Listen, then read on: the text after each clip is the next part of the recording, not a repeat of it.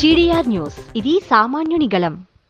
తిరుపతి జిల్లాలో ఒక పోలీస్ అధికారి తన వృత్తిని బాధ్యతగా నిర్వర్తిస్తూనే మరోవైపు అరుదైన అభిరుచితో వార్తల్లో నిలుస్తున్నారు. ఆయన సేకరించిన నాణేలు చూస్తుంటే కాలచక్రం వెనక్కి వెళ్లిందా అనిపించక మానదు. క్రీస్తు శకం 2వ శతాబ్దం నాటి నాణాల నుంచి నేటి ఆధునిక కాలం వరకు వేల నాణాలను సేకరించి గిన్నిస్ బుక్ లక్ష్యంగా దూసుకుపోతున్నారు తిమ్మాపురం సురేష్ రెడ్డి.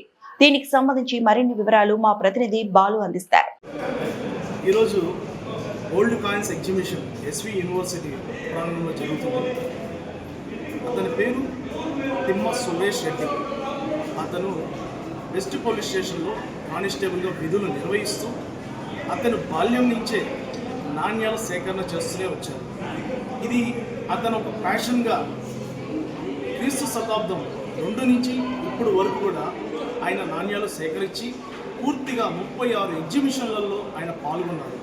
అలాగే ఆయన దీనిపైనే పూర్తి అవగాహన తెచ్చుకొని దాదాపు ఆయన హిస్టారికల్ కూడా ఆయన పూర్తిగా బయోపిక్ లెవెల్లో ఆయన ప్రతి ఒక్క ఎగ్జిబిషన్లలో ఒక్కొక్క నాణ్యానికి పూర్తిగా అవగాహనతోటి ఆయన హిస్టారికల్గా ప్రతి పిల్లలకి అర్థమయ్యేటట్టు పూర్తిగా పెడుతున్నారు.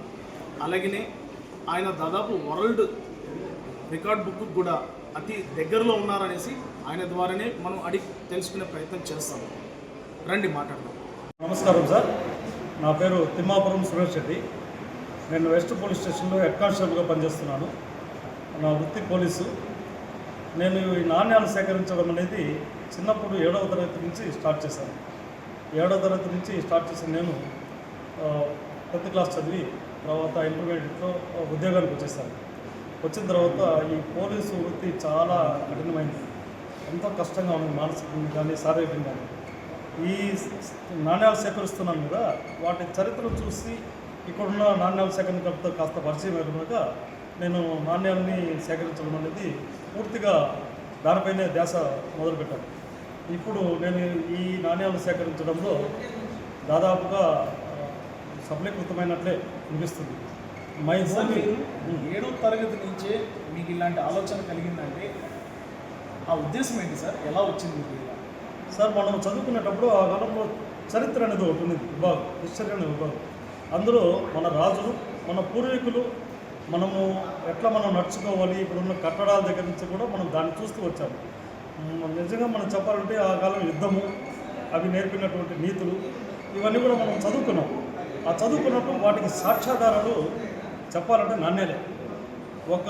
ఇప్పుడంటే మనకు అన్నిటికీ రాతపూర్వకంగా ఉంది, అప్పుడు లిఖితం లేదు కాబట్టి శాసనాల ద్వారా కానీ నాణ్యాల ద్వారా కానీ మాత్రమే మనము ఆ చరిత్రను తెలుసుకోగలుగుతున్నాం. అది నన్ను బాగా ఇన్స్పైర్ చేసింది. క్రీస్తు పూర్వము అశోకుడి దగ్గర నుంచి ఉన్నటువంటి నాణ్యాలన్నింటినీ కూడా నేను సేకరిస్తూ వచ్చాను. ఒక నాణ్యం తీసుకున్నప్పుడు వాటి చరిత్రని విశ్లేషించడానికి మనం చాలా పుస్తకాలు చదవాలి. ఉదాహరణకి విజయనగర రాజ్యంలోని శ్రీకృష్ణదేవరాయలు, ఆయన నాణ్యం దొరికింది, అది ఆయనదేనా, అదే ఆ కాలంలో అది ఒరిజినలా, ఆ కాలంలో దాన్ని ముద్రించబడిందా, అదే మెటల్తో ముద్రించినారా అనే విషయాన్ని మనం తెలుసుకోవాలంటే ఎన్నో మనము గ్రంథాలని పఠించాల్సి వస్తుంది. మనం చదివిన తర్వాత అందులో వాస్తవాన్ని మనం నోట్ చేసుకుని ఇది అవును అనుకుంటాం. అటువంటి దాంట్లో దాదాపు మన రాజ్యంలో 562 ప్రిన్సెస్ స్టేట్స్ ఉన్నాయి. అందులో దాదాపు 110 వరకు నాణ్యాలు ప్రింట్ చేస్తాయి స్వతహా. అట్లాగే రాజ్యాల్లో రాజులు, వాళ్ళ సామంత రాజులు, ఆ తర్వాత యుద్ధంలో గెలిచినటువంటి రాజులు అదే నాణ్యాన్ని వాళ్ళ గుర్తుతో ముద్రించి చేసుకున్నారు. ఇవన్నీ కూడా కనుక్కోవాలంటే మనం చరిత్రను తెలుసుకోవాలి. ఆ చరిత్ర పఠనమే మమ్మల్ని ఇంతవరకు తీసుకురాగలిగింది. ఈరోజు అటువంటి చరిత్ర నా మ్యూజియంలో కనిపిస్తుంది. ఇక్కడ క్రీస్తు పూర్వం నుంచి ఇప్పటి వరకు మనకు నందమూరి తారక రామారావు గారి నాణ్యం 100 రూపాయల నాణ్యం రిలీజ్ చేస్తారు. అట్లే మన 1000 రూపాయల నాణ్యం రిలీజ్ చేస్తారు. ఇటువంటి నాణ్యాల వరకు ఇంతకాలాన్ని టైం జర్నీ చేయవచ్చు నా దగ్గర. అటువంటి అద్భుతమైన నాణ్యాలు మనం చూసుకోవచ్చు. చరిత్ర ఇన్ని నాణ్యాలు మీరు సేకరించడానికి నాకు తెలిసిన దానికి చాలానే ఖర్చు అవుతుంది కదా. ఖర్చు మనం వచ్చే ఇప్పుడు ఖర్చు విషయానికి వస్తే ఇంట్లో భార్య బిడ్డల్ని మనము కలుసుకోవాల్సి వస్తుంది. మనకు సహకరించినటువంటి భార్య, ఆమె, అలాగే పిల్లలు, నాకు వచ్చే జీతంతో కొన్ని సమస్యల వల్ల నేను దీనిపై ఎక్కువ దృష్టి పెట్టాల్సి వచ్చింది. నేను ఈ నాణ్యాలు సేకరించడానికి దేశాలంతా తిరగాలి. మా భార్య లెక్కలు చెప్పాలంటే పారామిలిటరీ సిఆర్పిఎఫ్లో ఇంట్లో పిల్లవాడికి కొంచెం ఆరోగ్యం బాగుంటే రిజైన్ చేసుకొచ్చేసింది. వచ్చిన తర్వాత ఆమె నా మేలే కోరింది. ఆమె ఏది కానీ నాకు పొలం తీసుకెళ్ళండి, నువ్వు హ్యాపీగా ఉన్నావా కాన్ఫిడెంట్. నా చరిత్రపై నేను దృష్టి పెట్టడం వల్ల ఏమైందంటే ఇంటికి కావాల్సిన ప్రొవిజన్ తప్ప మళ్ళీ వాళ్ళు నన్ను ఏం అడగలేదు. నేను దేశమంతా చల్లా చెదురుగా తిరిగాను, ఎక్కడ ఎగ్జిబిషన్ అంటే అక్కడికి వెళ్ళిపోయాను. అట్లాగే మా పై అధికారులు కూడా నన్ను ఎంతో ప్రోత్సహించారు. నేను ఏదన్నా చరిత్ర కాయం తీసుకొని రాత్రిలో డ్యూటీలో ఉన్నప్పుడు ఏమన్నా 1 అవర్ అటు చూస్తూ ఉంటే కూడా వాళ్ళు పాపం సహకరించి చూడు సురేష్ ఇంకా ఏదైనా కావాలంటే కూడా నేను ఇస్తాను. అంత బాగా నన్ను ఆదరించినారు కాబట్టి ఈరోజు నేను గిన్నిస్ బుక్ ఆఫ్ రికార్డుకి చేరుకెళ్ళాను. మొన్న చేసినటువంటి జనవరి 26కి 1,60,000 పావులతో 42 అడుగుల జాతీయ పతాకాన్ని చేశాను. అది ఎంతలా వెళ్ళిందంటే 3 వరల్డ్ రికార్డు తీసుకొచ్చింది. అట్లాగే నామినేట్ అయింది గిన్నిస్ బుక్ ఆఫ్ రికార్డు. ఇవంతా కూడా నాతో ఉన్నారు, మన సమాజంలో మనతో సహోద్యోగులు కావచ్చు, మిత్రులు కావచ్చు, అందరూ సహకరించబట్టే నేను ఈ రకంగా సుమారు ఎన్ని ఎగ్జిబిషన్లు సరే ఇది ఇప్పటివరకు 35 ఎగ్జిబిషన్లు నేను ప్రదర్శన 36 ప్రదర్శనలు ఇచ్చాను. ఇది 37వది. 35 కూడా నేను సైన్స్ సెంటర్లు, పోస్టల్ డిపార్ట్మెంట్కి సంబంధించినటువంటి వాటిలో ఆర్కాని చంద్రగిరి కోటలో 3 సంవత్సరాలు మేలో జరుగుతుంది. అలాగే శ్రీవారి బ్రహ్మోత్సవంలో నాకు ఒక అద్భుత అవకాశం అనుకోవచ్చు. 2017లో 2018లో నేను 9 రోజులు నవరాత్రి బ్రహ్మోత్సవాలు పెట్టాను. అది నా జీవితంలో మరపురానిది, అదే అత్యధికమైన విలువ కలిగింది అనుకోవచ్చు. ఇంకా బయట అంటే కూడా వెళ్ళడానికి సిద్ధంగా ఉన్నాం. మేము ఇక్కడ అంటే మీరు ఎగ్జిబిషన్లు 36 దాకా ప్రదర్శించారు. ఈ 36 ఎగ్జిబిషన్లు మీరు డిస్టిక్ లెవెల్ వరకేనా, మీరు స్టేట్ లెవెల్, వరల్డ్ వరకు మీరు వెళ్ళారు? సార్ మనము నేషనల్ వైజ్ వెళ్తాము, కొరటగల్లు నేషనల్ వైజ్ వెళ్తాము. కాకపోతే డిస్ట్రిక్ట్లో ప్రదర్శనలు కూడా డిస్ట్రిక్ట్లో వచ్చేస్తాము. ఎందుకంటే ప్రతి జిల్లాలో ఉంటారు, సెకండ్ కర్తలతో ఉంటారు. కానీ ఇటువంటి సందర్భం మనకు కలిగినప్పుడు మనం అక్కడికి వెళ్ళి చూసుకురావాలంటే కొంచెము ప్రయాసం పడలు పని. అలాగే సెలవులు మాకు చేసే సర్వీస్ కాబట్టి సెలవులు కొంచెం కష్టము. ఇక్కడి నుంచి వీటిని తీసుకుని తరలించి అక్కడికి వెళ్ళి రావాలంటే మధ్యలో దారి మీద మళ్ళీ ఆ చరిత్రకు సంబంధించి తెచ్చుకోలేదు. ఇందులో చాలా అరుదైనది ఉంటాయి. అంటే ఒక రాజు 3 సంవత్సరాలు పరిపాలించారు. ఆ సంవత్సరంలో ఒక ఉదాహరణ చదా శతకాన్ని మన శాతవాహనం 3 సంవత్సరాలు ఉంటాయి. ఆయన రిజిస్ట్రేషన్ దగ్గర ఒక నాణ్యం చాలా అపురూపమైనది. అది ఇక్కడే మేము మళ్ళీ దొరకదు కదా, మన సేకరిద్దామని దొరుకుతుంది. అందువల్ల ఎక్కడ వెళ్ళవచ్చు, మన దరిదాపుల్లో జరిగేదానికి మాత్రం వెళ్ళాలి. ఇప్పుడు దాకా నాణ్యాలు అన్నీ సేకరించారా? ఇంకేమైనా కొరత ఏమైనా ఉందా నాణ్యాల సేకరణలో కొరత అంటే ఎప్పటికీ కొరతాయి, అది ఎప్పటికీ ఫుల్ఫిల్ కాదు.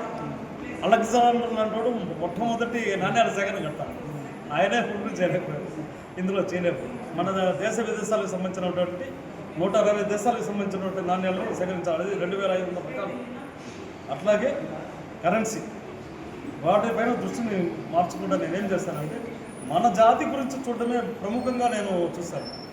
మన చిత్తూరు జిల్లాకు సంబంధించినటువంటి చుట్టుపక్కల దాదాపు 14వ శతాబ్దం నుంచి ఎవరు పరిపాలించారు వారి నాణ్యాలను నేను చూపించగలుగుతాను.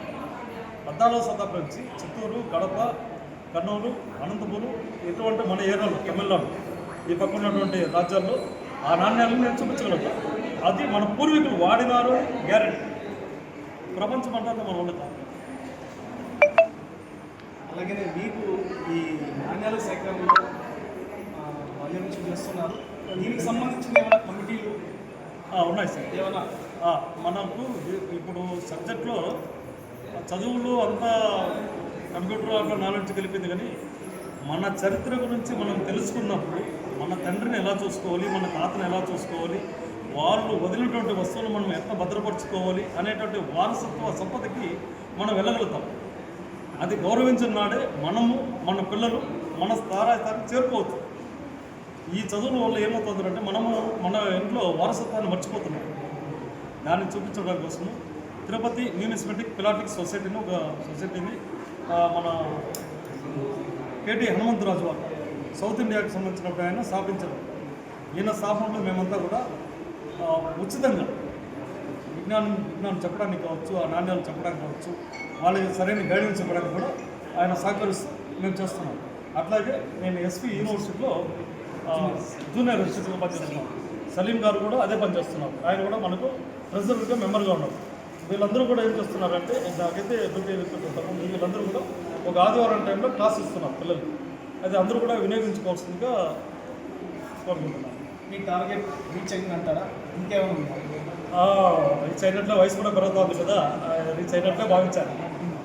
ఇంకేమైనా వచ్చే పిల్లలు తల్లిదండ్రులను గౌరవించడము, గురువుల్ని పూజించడము, మన కోసం ఉన్నటువంటి సమాజంలో ఏదైతే ఉద్యోగస్తులు వాళ్ళంతా గౌరవించి పౌరులందరూ కూడా ఎవరైతే మన హక్కులు కోరుతున్నారో వాళ్ళందరూ కూడా ఖచ్చితంగా పౌరుల యొక్క విధులు పాటించాలని మనస్ఫూర్తిగా కోరుతున్నాను. Thank you. చూసారు కదా తిమ్మ సురేష్ రెడ్డి గారు వారి మాటల్లో ఏం చెప్పాలనుకుంటున్నారు. ఆయన ఇంత విధంగా ఆయన గోల్ రీచ్ అవ్వడానికి గల కారణాలు వాళ్ళ కుటుంబం, అలాగనే వాళ్ళ ఉద్యోగం చేస్తున్న వాళ్ళ పై అధికారులు కావచ్చు, వాళ్ళ స్నేహ బృందం కావచ్చు, అలాగనే వాళ్ళకు ఒక కమిటీ అనేది ఏర్పాటు చేసుకున్నారు. ఆ కమిటీ ద్వారా కూడా ఈ ప్రదర్శన అనేది ఆయన జయప్రదం చేశారని ఆయన మాటలోనే మనకు తెలియజేశారు.